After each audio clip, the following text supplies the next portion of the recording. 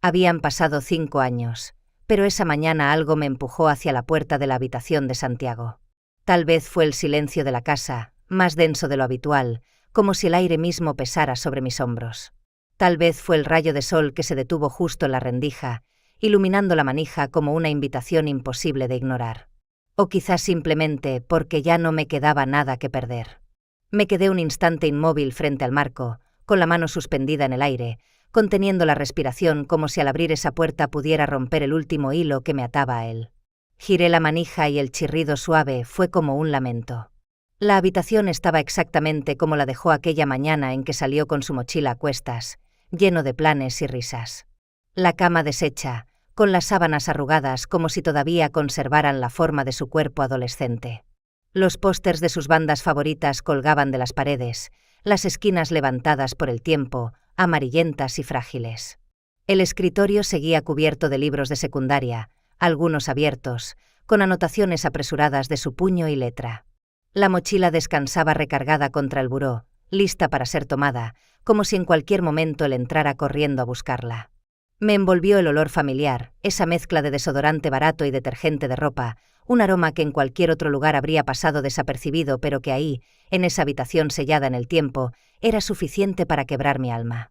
Me acerqué despacio, sin atreverme a mover nada, como si cada objeto fuese un altar intocable. El corazón me latía en los oídos, los dedos me temblaban mientras rozaban apenas el lomo polvoriento de un cuaderno. Me dije a mí misma, casi en un susurro, solo voy a ordenar un poco, hijo, tirar algunas cosas que ya no necesitas. Pero las palabras se me atoraron en la garganta. Sabía que mentía. No era capaz de desprenderme de nada. Tomé un par de libretas viejas, un libro de tapas dobladas, y entonces algo se deslizó hacia el suelo. Un cartón azul brillante cayó con un destello de escarcha. Me agaché para recogerlo. Era una tarjeta de esas que los niños hacen en la escuela para el Día de las Madres, cubierta de brillantina y corazones torcidos. Mis manos temblaron aún más al abrirla. Dentro, con esa letra inclinada y firme que yo reconocería entre mil, estaba escrito: «Mamá, siempre te amo». Sentí que las rodillas no me sostenían y me dejé caer al suelo. Abracé esa tarjeta contra mi pecho como si fuera un salvavidas en medio del naufragio. El dolor, ese dolor que creía endurecido con los años, se abrió de golpe, crudo, vivo, como si la herida nunca hubiera cicatrizado. De mi boca salió un sollozo que no parecía humano, un sonido áspero, arrancado de lo más hondo de mi ser. 5 años sin su voz. 5 años sin escuchar sus pasos bajando la escalera. 5 años viendo la puerta cerrada, fingiendo que sobrevivía cuando en realidad había estado muerta en vida desde que él se fue. Me quedé ahí, abrazada a ese pedazo de cartulina azul, con los ojos anegados. La habitación me envolvía con su silencio, un silencio cruel que me gritaba todo lo que ya no sería. En ese rincón congelado del tiempo comprendí que mi existencia se había detenido el mismo día que la suya. El resto había sido apenas imitación, sonrisas ensayadas, rutinas vacías, respiraciones prestadas. Y mientras acariciaba con la yema de los dedos esas palabras torpes pero eternas, supe que esa pequeña tarjeta era más que un recuerdo. Era el hilo que todavía me unía a mi hijo, el eco que abría de nuevo la herida y al mismo tiempo me recordaba por qué seguía aquí. Yo, Mariana López, madre de Santiago, me quedé abrazada al suelo de esa habitación, sabiendo que lo que estaba a punto de narrar no era solo un pasado doloroso, sino la historia de cómo una vida puede romperse y de cómo, contra todo pronóstico, algo inesperado todavía podía florecer entre las ruinas. El recuerdo me golpea con la fuerza de una ola cada vez que cierro los ojos. Aquel viernes por la mañana, Santiago estaba entusiasmado preparando su mochila para el campamento escolar. Era parte del club de excursionismo de su preparatoria y llevaban semanas hablando de esa salida a las montañas. Era el viaje más largo que organizarían, 2 semanas completas en la naturaleza, supervisados por un profesor y varios monitores. Él no hablaba de otra cosa, su sonrisa iluminaba la casa entera. Yo lo observaba desde la puerta de su habitación, viendo cómo metía y sacaba ropa, revisaba su linterna, sus botas de senderismo, los discos portátiles de música que tanto amaba. Hablaba solo, hacía listas en voz alta, como si quisiera asegurarse de no olvidar nada. Yo, mientras tanto, sentía un nudo en el estómago. Algo no estaba bien, pero no quise admitirlo. ¿Cuántas veces las madres presentimos peligros invisibles y aún así callamos, convencidas de que exageramos? Le doblé algunos pares de calcetines extras y, casi a escondidas, metí un pequeño botiquín de primeros auxilios en el fondo de la mochila. «Te hará falta», le dije, fingiendo naturalidad.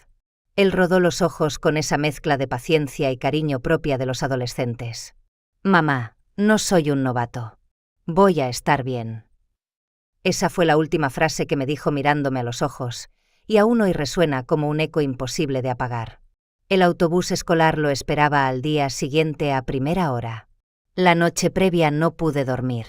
Daba vueltas en la cama, me levantaba a revisar la mochila una y otra vez, como si añadir un par de calcetines o un sobre con dinero pudiera salvarlo de cualquier peligro.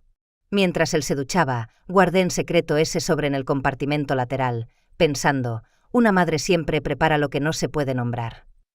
Cuando salió del baño, con el cabello aún goteando, me sonrió con la impaciencia de quien ya está en otro lugar, viviendo aventuras que yo nunca vería. Lo abracé rápido, demasiado rápido, porque no quería que notara el temblor en mis manos. Y al amanecer, lo vi subir al autobús amarillo frente a la escuela. «Te amo, hijo», murmuré mientras él corría. Apenas volteó, me lanzó un «yo también», más distraído, antes de sentarse con sus compañeros. Yo seguí saludando incluso cuando el autobús ya había girado la esquina, como si mi insistencia pudiera traerlo de vuelta. Ese mismo día, traté de ocuparme con las tareas de la casa, pero la inquietud no se iba. La primera semana pasó sin novedad. Los reportes de los profesores decían que todo iba bien, que los jóvenes disfrutaban del aire libre, que el clima era perfecto. Yo intentaba convencerme de que mis miedos eran infundados, pero en las madrugadas me sorprendía temblando, con el corazón acelerado. Y entonces llegó esa noche. Eran casi las 3 de la madrugada cuando me desperté sobresaltada, con el pecho ardiendo y una angustia inexplicable.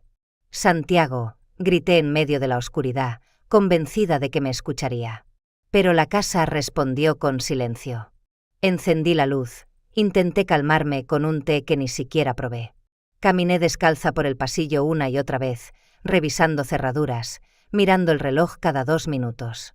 Al amanecer marqué a su celular. Sonó y sonó, hasta que una voz mecánica respondió: «El número que usted marcó no está disponible». Lo intenté de nuevo, y otra vez, como si mi insistencia pudiera abrir un canal hacia él. Llamé al maestro responsable, al número de emergencias de la escuela, a cualquiera que pudiera darme una respuesta. Ninguno contestó. A mediodía ya estaba en la dirección del colegio, exigiendo información, con la garganta seca y el corazón en llamas. Y entonces, alrededor de las 2 de la tarde, llegó la llamada que cambiaría mi vida para siempre. Recuerdo la voz distante, fría, de la funcionaria al otro lado. «Señora López, lamento informarle que su hijo, Santiago, fue encontrado sin vida en el lago esta mañana». Así, sin preámbulos, sin explicaciones. Solo una línea seca, como un latigazo que me partió en dos. El teléfono resbaló de mis manos. Mis rodillas cedieron y caí sobre el suelo de la oficina. Alguien me sujetó por los hombros, quizá la secretaria, quizá una enfermera, no lo sé. Todo lo que recuerdo es el zumbido en mis oídos, el grito que salió de mi garganta, un grito que ni siquiera reconocí como mío. Ese fue el instante en que mi mundo terminó. Ese día no solo perdí a mi hijo, también perdí la vida que creía tener. Y lo peor de todo es que no hubo despedida, no hubo un hasta luego. Solo ese último «mamá, voy a estar bien», convertido para siempre en una herida abierta. Del funeral apenas guardo imágenes sueltas, como fotografías borrosas en la memoria. Recuerdo flores marchitas, coronas que parecían más un trámite que un gesto de consuelo. Recuerdo voces apagadas, frases hechas que se repetían una y otra vez: «Era un buen chico, el tiempo sanará, Dios sabe por qué hace las cosas». Nada de eso me tocaba realmente. Yo estaba allí de pie, al lado del féretro, con las manos heladas, incapaz de comprender cómo en cuestión de horas mi hijo había pasado de ser un adolescente lleno de vida a convertirse en cenizas dentro de una caja. Rodrigo permaneció junto a mí, rígido, casi sin mirarme. No lloró. Apenas apretó la mandíbula con rabia contenida. Una semana después, esa rabia estalló. En medio de la sala, con la luz mortecina filtrándose por las cortinas cerradas, me gritó que la culpa era mía, que yo había insistido en dejar que Santiago fuera al campamento, que mi obsesión con darle independencia lo había llevado directo a la muerte. No discutí. No podía. Yo también me culpaba, en silencio, en cada respiro. Sus palabras fueron dagas, pero yo misma me las había clavado desde el día que recibí aquella llamada. No pasó mucho tiempo antes de que Rodrigo hiciera las maletas. Lo vi recoger camisas, meter zapatos en desorden, con un rostro endurecido, como si la sola presencia de nuestra casa lo asfixiara. «No puedo mirarte sin pensar en él», me dijo, y cerró la puerta detrás de sí. No hubo abrazos, ni promesas de volver. Solo el eco de sus pasos alejándose. A partir de entonces, la casa se transformó en un mausoleo. Cada rincón estaba impregnado de ausencia. El pasillo, que antes resonaba con las carcajadas de Santiago y el sonido de sus tenis corriendo de un cuarto a otro, ahora era un túnel silencioso. La cocina, que había sido escenario de desayunos apresurados y conversaciones triviales, se volvió un lugar frío donde apenas me atrevía a calentar café. Hasta el crujido de las tablas del piso parecía apagado, como si el propio edificio estuviera de luto. Yo deambulaba entre las paredes como un fantasma. La cama matrimonial se volvió un espacio desierto. La mitad de Rodrigo aún olía a él durante algunas noches, hasta que el aroma se desvaneció. Empecé a dormir poco, apenas horas de sueño inquieto, siempre interrumpido por imágenes de Santiago llamándome, o por ese último voy a estar bien que me desgarraba una y otra vez. El único lugar donde encontraba una especie de refugio era la habitación de mi hijo. Me sentaba en el borde de la cama sin deshacer, respiraba su aroma ya difuso, acariciaba la mochila recargada en la pared. Allí podía llorar sin reservas, hablarle en voz alta, pedirle perdón una y otra vez. Ese cuarto se convirtió en mi ancla, la única conexión con él y, al mismo tiempo, la prueba tangible de que mi vida se había detenido. Al principio, los vecinos se acercaron. Tocaban la puerta con platillos de comida, con flores, con palabras de aliento. Mis amigas de la oficina también vinieron, se sentaron en la sala intentando llenar el vacío con conversación. Yo sonreía débilmente, agradecía sus gestos, pero por dentro no sentía nada. Poco a poco esas visitas se hicieron menos frecuentes. La gente quiere ver el dolor unos días, quizá unas semanas, pero cuando descubre que tu tristeza no se disuelve con el tiempo, se incomoda. La mayoría dejó de venir, de llamar, de preguntar. No los culpo. ¿Quién quiere compartir espacio con un espectro? Eso era yo, una sombra arrastrando los pies, una mujer que ya no reía, que ya no tenía tema de conversación que no fuera la ausencia de su hijo. La soledad se instaló de manera definitiva, como una segunda piel.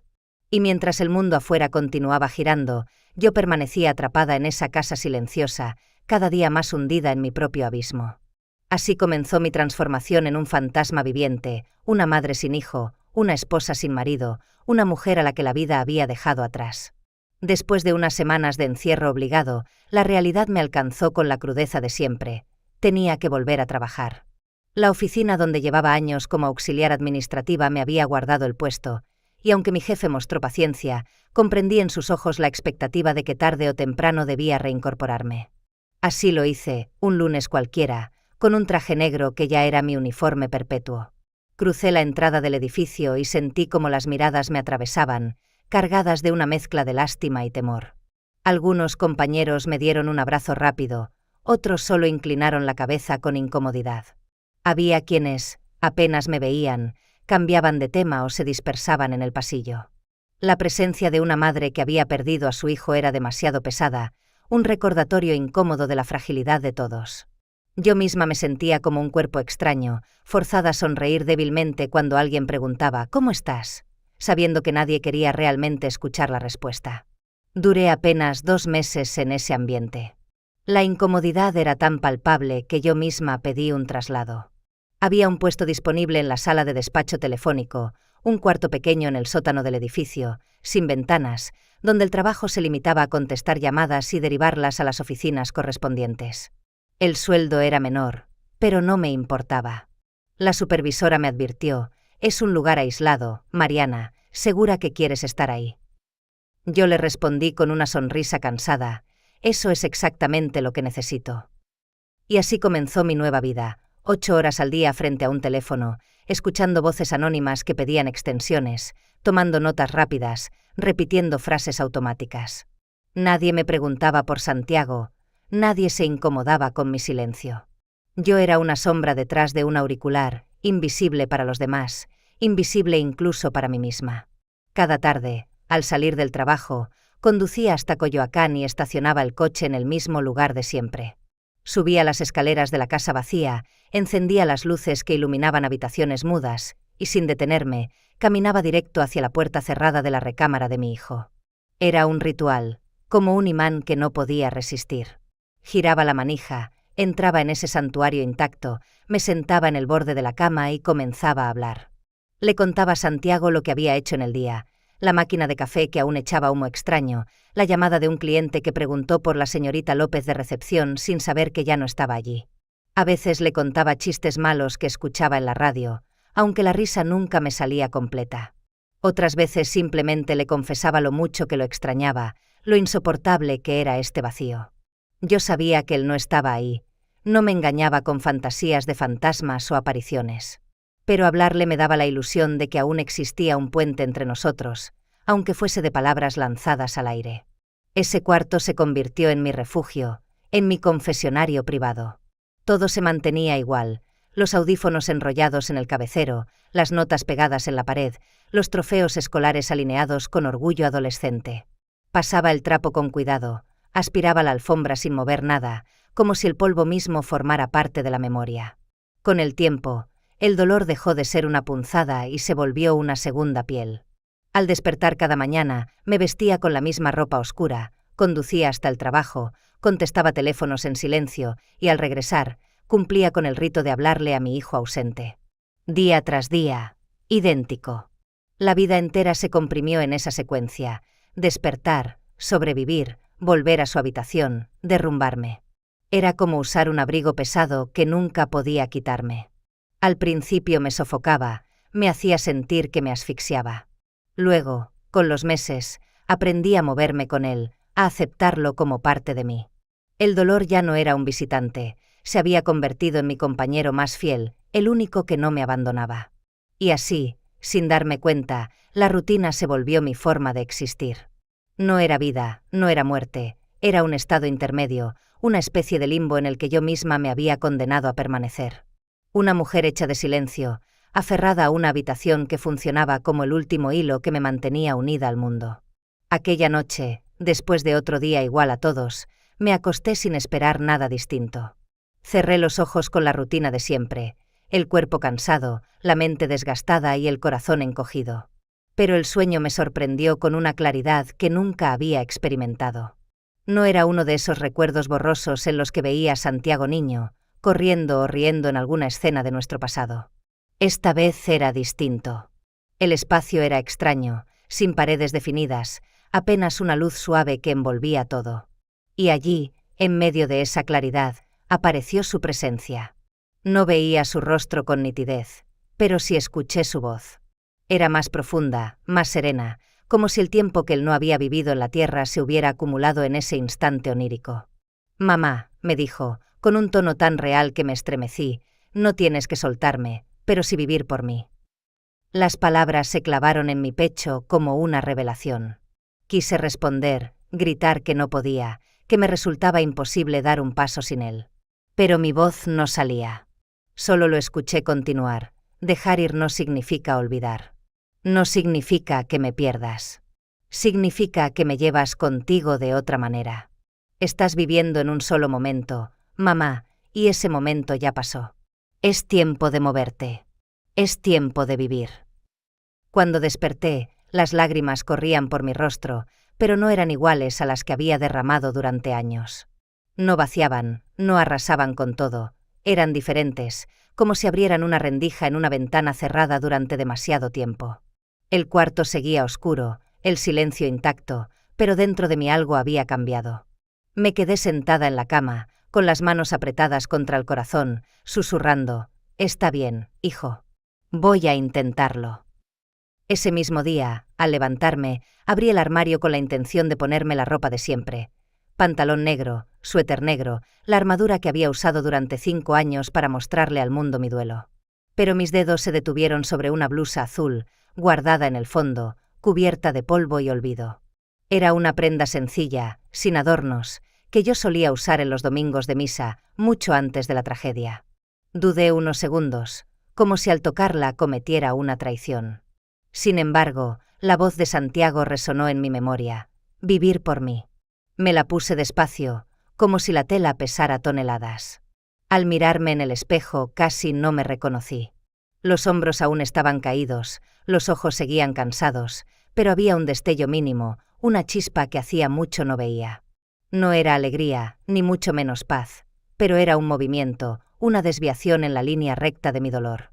Esa noche también fue diferente. Por primera vez en 5 años no entré en la habitación de Santiago. No lo hice por rebeldía, ni por miedo, sino porque no lo necesité. En lugar de eso, me senté en la mesa de la cocina. Abrí una revista vieja que había estado apilada en un rincón y preparé una taza de té. Me sorprendí a mí misma hojeando páginas sin sentido, tomando pequeños sorbos y terminando la taza antes de que el líquido se enfriara, algo que no me sucedía desde hacía años. El silencio de la casa seguía allí, pero no me ahogaba de la misma manera. Esa noche no sentí la obligación de buscar la presencia de mi hijo en cada objeto, bastó con llevarlo en mi recuerdo, en mi interior. Me fui a dormir sin pasar por su habitación, con el corazón aún pesado, pero, por primera vez, con una leve sensación de que tal vez el futuro no estaba completamente cerrado. No era sanación. No todavía. Pero era un primer paso, una grieta en el muro de piedra que me había rodeado por media década. Era, simplemente, una chispa de esperanza. Era una mañana gris de finales de octubre, de esas en las que el cielo parece no despertar nunca y el aire huele a hojas húmedas y piedra mojada. No había planeado ir al cementerio, pero una fuerza silenciosa me llevó hasta las rejas del Panteón Civil de Dolores. Caminé despacio por el sendero que conocía de memoria, con el cuello envuelto en una bufanda y las manos heladas dentro de los bolsillos. Cada paso resonaba contra la tierra húmeda, y yo repetía en silencio la frase que había susurrado días atrás. «Voy a intentarlo, hijo». Doblé la esquina que conducía a la tumba de Santiago y me detuve de golpe. Al pie de la lápida, acurrucada contra la verja de hierro, había una figura pequeña. Al principio pensé que era un montón de hojas arrastradas por el viento, o una manta olvidada. Pero al acercarme distinguí el contorno de un niño. Estaba sentado con las rodillas contra el pecho, los brazos rodeándolas, la ropa empapada por la llovizna, los dedos enrojecidos por el frío. «Hola, cariño», murmuré con cuidado para no asustarlo. El niño levantó la cabeza apenas un poco. Tenía el rostro pálido, los ojos hinchados y las mejillas surcadas por lágrimas secas. «Estoy bien», contestó con voz ronca. «No necesito nada». Me arrodillé junto a él, ignorando la humedad que empapaba mis pantalones. «¿Vienes a visitar a alguien?». Asintió, señalando la lápida contigua a la de mi hijo. «Mis papás», susurró. «Están aquí». Sentí un nudo en la garganta. Lo miré más de cerca. No debía tener más de 7 años, pero en su mirada había un cansancio que no correspondía a su edad. «Me llamo Mariana», le dije despacio, como si compartiera un secreto. «¿Y tú?». «Benjamín», respondió. «Pero todos me dicen Benji». Nos quedamos en silencio unos segundos. La lluvia golpeaba suavemente las hojas secas alrededor y el viento nos envolvía con su murmullo.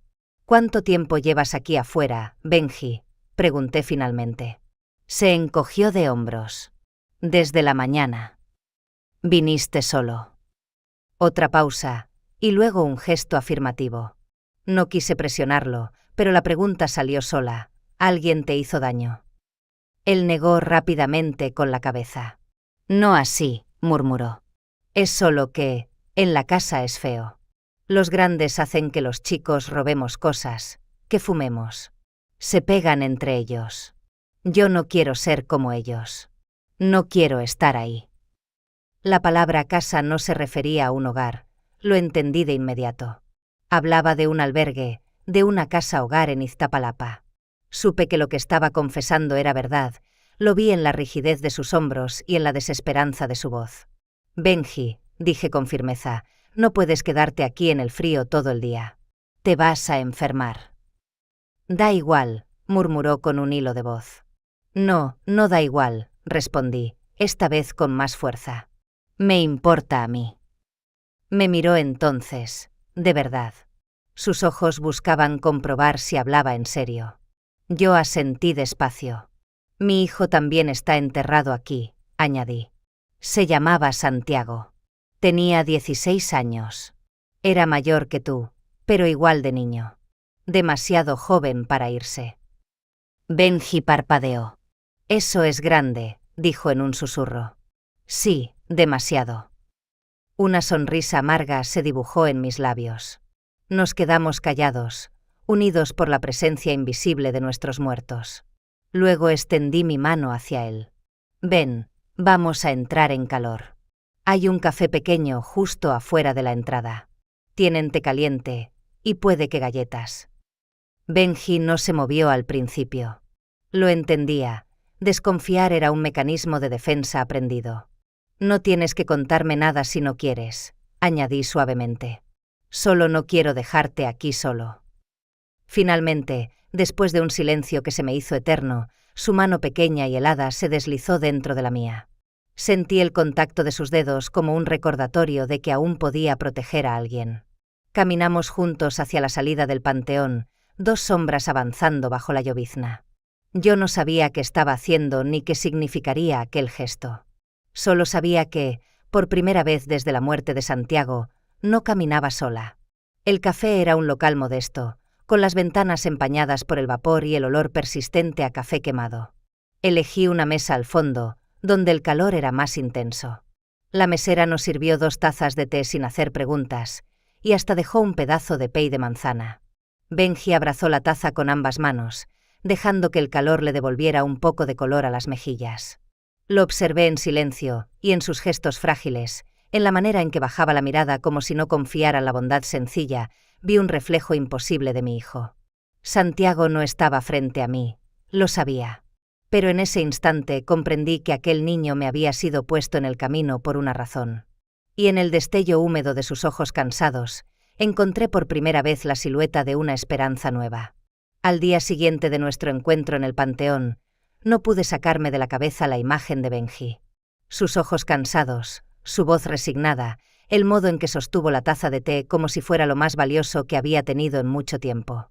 Dormí poco esa noche, dando vueltas con la misma pregunta: ¿qué pasará con él?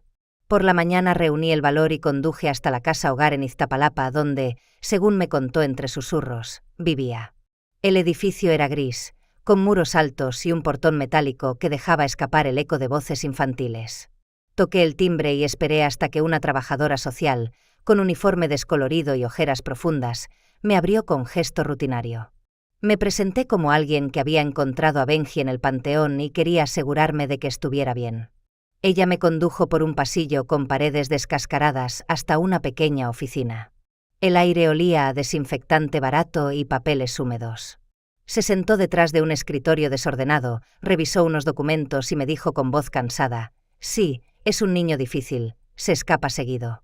Pero siempre vuelve. Aquí lo cuidamos». No había convicción en sus palabras. No había calor. Solo burocracia. Sentí un fuego en el pecho. Me incliné hacia adelante y solté la pregunta sin rodeos: ¿qué se necesita para acogerlo? La mujer levantó la vista, sorprendida. Tardó unos segundos en reaccionar, como si no estuviera acostumbrada a que alguien preguntara algo así con tanta determinación. Pues, empezó a enumerar con tono automático: se requiere comprobar ingresos estables, presentar antecedentes no penales, pasar una evaluación psicológica y social, además de visitas domiciliarias por parte del DIF. Yo asentí con la cabeza en cada requisito, aunque en mi interior sabía que estaba lejos de cumplirlos. Llevaba meses sin empleo, mis ahorros se desangraban y mi casa era un mausoleo habitado por recuerdos. Sin embargo, algo dentro de mí habló más fuerte que el miedo. «Lo haré», dije con firmeza. «Lo que sea necesario». Ella me miró con una mezcla de incredulidad y cansancio. «No es sencillo», advirtió. «A veces toma meses, incluso años». «No importa», respondí. No quiero que él sienta que está solo. No quiero que siga pensando que a nadie le importa. Salí de la oficina con un manojo de folletos en la mano, pero sobre todo con una decisión grabada en el corazón. Mientras conducía de regreso a Coyoacán, la ciudad se me antojó diferente, más ruidosa, más viva, como si me recordara que aún existía un mundo fuera de mi duelo. Al entrar en casa, fui directo a la habitación de Santiago. Me quedé de pie en el umbral, observando cada detalle, los pósters torcidos, los trofeos escolares, la mochila intacta. Durante 5 años había defendido ese espacio como un santuario intocable, convencida de que mantenerlo igual era la única manera de honrar su memoria. Pero esa tarde, frente a esas paredes inmóviles, entendí que lo que Santiago me pediría no era conservarlo todo en formol, sino transformar ese amor en algo que siguiera dando vida. No se trata de reemplazarte, murmuré con la voz quebrada. Se trata de continuar. Mis manos temblaban mientras me acercaba al escritorio.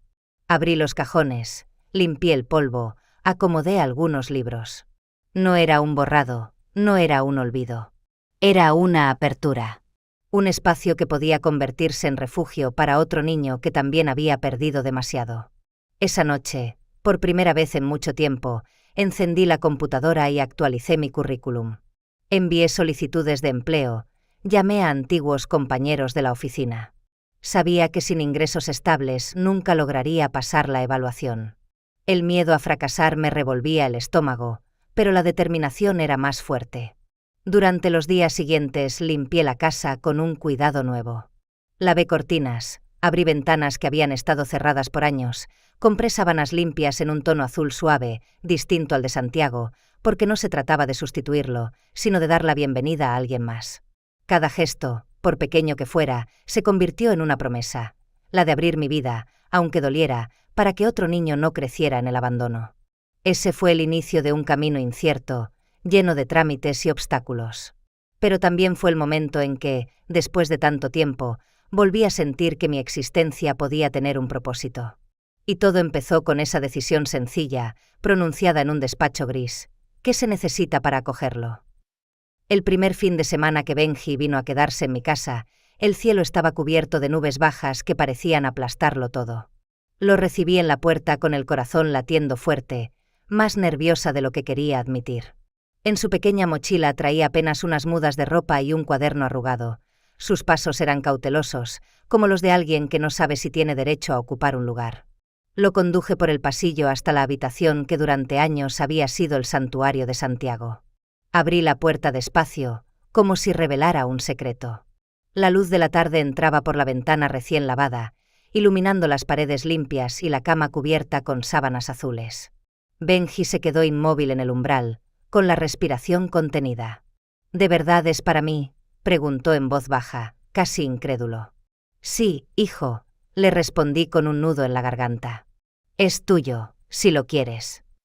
Avanzó despacio, como si temiera que al tocar algo todo desapareciera. Pasó la mano por el escritorio, miró los estantes vacíos, acarició la superficie lisa de la ventana. Yo solía tener un cuarto, murmuró, pero no era solo mío.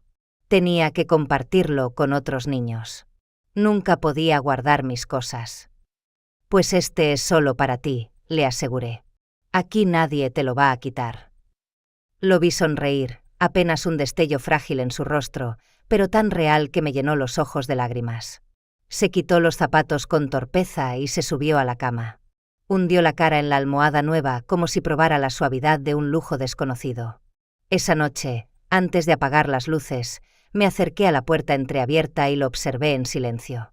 Benji ya estaba dormido, arropado hasta el cuello, respirando con calma bajo la manta recién estrenada. Su pecho subía y bajaba con un ritmo sereno que hacía años no escuchaba en esa casa. En ese instante supe que el cuarto había dejado de ser un mausoleo congelado en el tiempo. Ya no era solo el espacio donde lloraba a mi hijo. Ahora era también el lugar donde otro niño podía sentirse a salvo. No para reemplazar a Santiago, jamás, sino para continuar con lo que él me había enseñado, amar sin medida. Cerré la puerta despacio y apoyé la frente en la madera. Una paz desconocida se extendió por mi cuerpo. No era la felicidad desbordante de otros tiempos, ni la plenitud de quien lo tiene todo. Era algo más simple, más profundo, la certeza de que, al menos por esa noche, había devuelto un pedacito de infancia a un niño que demasiado pronto había aprendido a sobrevivir. La casa se llenó de un silencio diferente. No el silencio opresivo y vacío de los últimos 5 años, sino uno tibio, cargado de significado. El crujido de la madera, el murmullo del viento en las cortinas y la respiración pausada de Benji eran la música de un nuevo comienzo. Me quedé un rato en la sala, con una taza de té entre las manos, contemplando la quietud. Recordé a Santiago y sentí que, de alguna manera, estaba presente, aprobando lo que había hecho. Y por primera vez en mucho tiempo, no lloré de dolor, sino de alivio. Esa noche dormí con la sensación de que algo se había encendido de nuevo dentro de mí. No una hoguera, no un incendio, apenas una chispa. Pero era suficiente para iluminar la oscuridad en la que había vivido durante demasiado tiempo. El cuarto de mi hijo ya no era solo un santuario del pasado. Se había transformado en el refugio de un niño vivo, con sueños, miedos y esperanza. Y en ese cambio silencioso descubrí que el duelo podía convertirse, poco a poco, en un puente hacia la vida. 2 meses después de que Benji comenzara a quedarse los fines de semana, la llamada que tanto temía llegó. Era la directora del DIF. Su voz sonaba tensa, como si ensayara cada palabra antes de soltarla. Señora Mariana, debo informarle que ha aparecido un familiar de Benjamín. Su tío paterno, Marco Cruz, ha solicitado la custodia legal. Sentí que el suelo se desmoronaba bajo mis pies. La taza de café que sostenía cayó y se hizo añicos en el suelo, pero ni siquiera me moví para recogerla.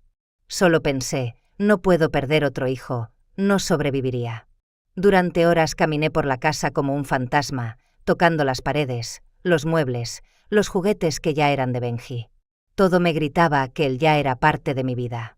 Sin embargo, la ley favorecía la sangre, y yo apenas estaba en trámites de acogimiento.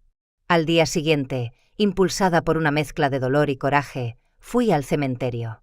Necesitaba hablar con Santiago, aunque solo fueran susurros al viento. Me senté en el banco frente a su tumba y cerré los ojos, tratando de respirar. Fue allí donde escuché una voz masculina detrás de mí. «Disculpe, ¿usted es Mariana?» Me giré y vi a un hombre de unos 40 y tantos años, con mirada cansada y un ramo de flores marchitas en la mano. Lo reconocí de inmediato, el mismo apellido, la misma expresión en los ojos que había visto en Benji. «Usted debe ser Marco», dije con frialdad. Él asintió, nervioso. «Sí, soy su tío. No pensé encontrarla aquí, pero me dijeron que usted lo cuida». Hubo un silencio incómodo. Mis labios temblaban de rabia contenida. «¿Por qué ahora?»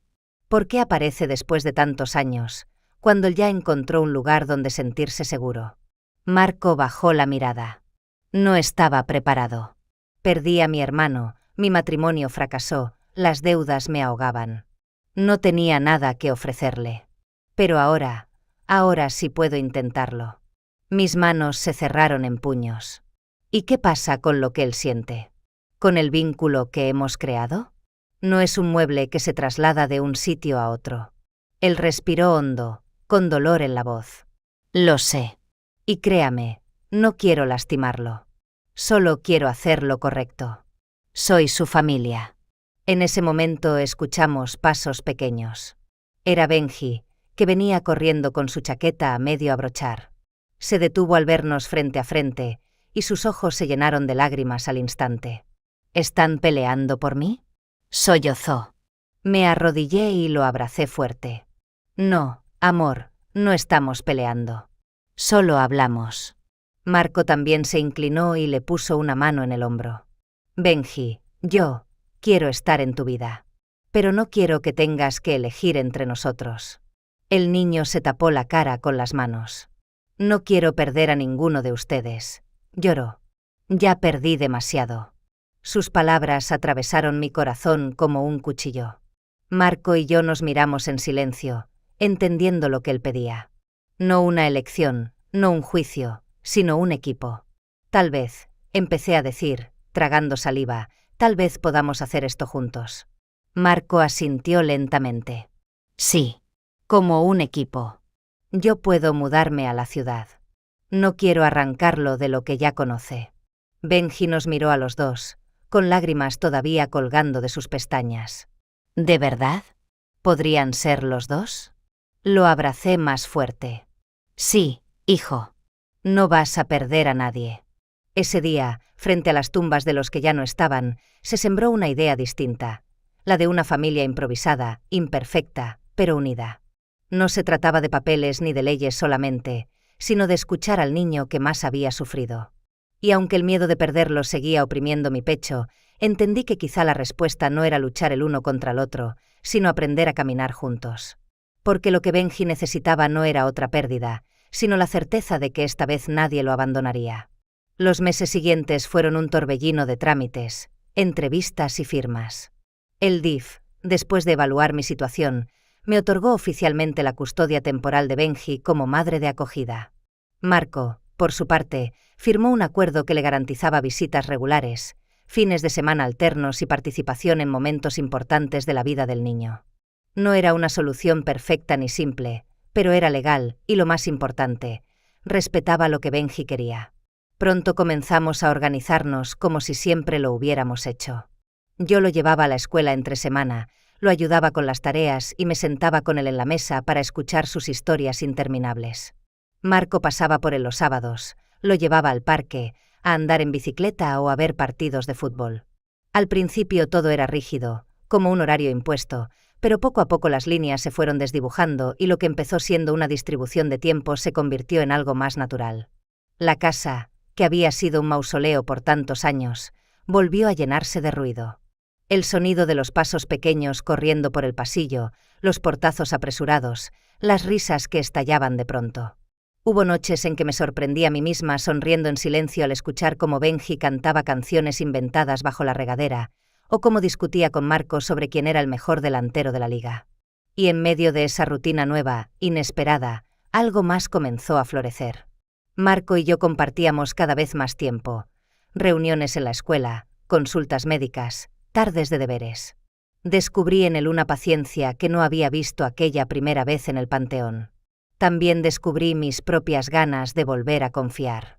Lo que empezó como alianza por el bien de Benji fue transformándose, lentamente, en un cariño profundo, en un amor maduro, distinto al que había conocido en mi vida anterior. Benji lo notaba, aunque nunca lo dijera en voz alta. Una tarde, mientras cenábamos, se le escapó entre risas: «Tengo un tío papá y una mamá».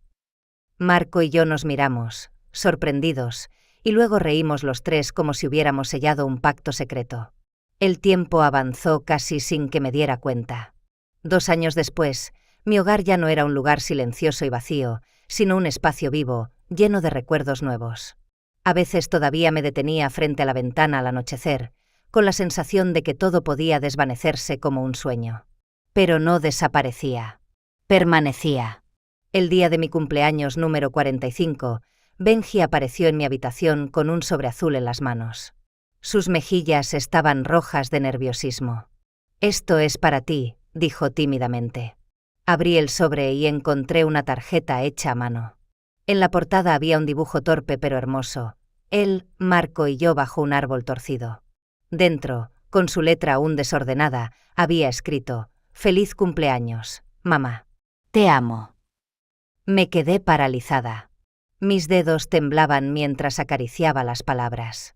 Los ojos se me llenaron de lágrimas, y de inmediato lo abracé con fuerza. «Siempre podrás llamarme así», le susurré al oído. «Siempre». Esa noche, después de que Benji se durmiera, subí la tarjeta a mi habitación. La coloqué en la repisa, justo al lado de otra, más vieja, la que había encontrado en el cuarto de Santiago, con las palabras que aún me quemaban: «Mamá, siempre te amo». 2 tarjetas. 2 hijos. 2 verdades que convivían sin anularse. Uno que me había dejado demasiado pronto y otro que me enseñaba a volver a vivir. Me senté junto a la ventana mientras la luna bañaba de plata el jardín. En la cocina, Marco guardaba los platos en silencio. La vida, con todos sus quiebres y cicatrices, seguía su curso. Cerré los ojos y susurré hacia la oscuridad: «Santiago, estamos bien ahora». Porque al final entendí que sanar no significa olvidar. No significa arrancar el pasado de raíz. Significa aprender a comenzar de nuevo, con las ausencias y las presencias entrelazadas, con el amor multiplicándose de formas inesperadas. Y en ese instante supe que, aunque la familia que formamos fuera distinta a cualquier molde, era nuestra, era real y, sobre todo, era completa.